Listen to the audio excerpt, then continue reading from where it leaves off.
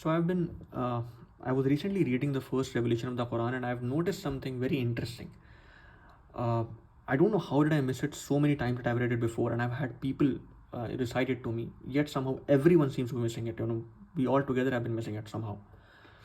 Now this is what the revelation is. Okay, the first five verses are: recite in the name of your Lord who created man from a clinging substance.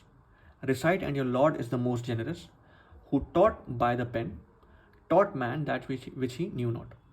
Now, what is very interesting here is that the word man, which is created man from a clinging substance, the Arabic word which is used here is this one, insan. Al-insana. Same is the case with verse number 5. Again, it says, taught man that which he knew not. And again, the word used here is insan. Now, what's very interesting here is that the Arabic term insan doesn't translate to a man. It translates to a human being.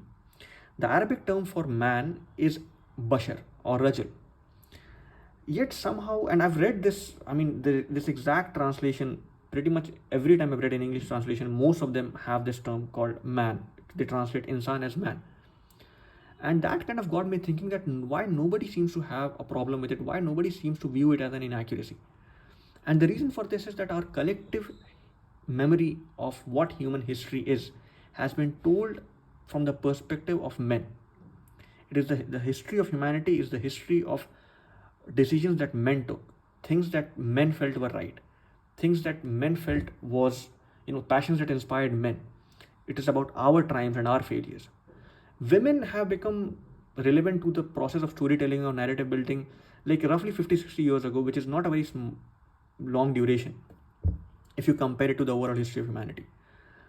And this, by the way, this pattern is observed across cultures. If you look for example, in Arabic, we know that there's a term called bashar. In English, we have a term called God. We say God created a man, and we assume we are speaking about both men and women. We use man as an umbrella term to define both men and women. Same is the case if you take Urdu, for example. We have a term called admi. We say admi, but we can collectively refer to humans or insan in general as admi.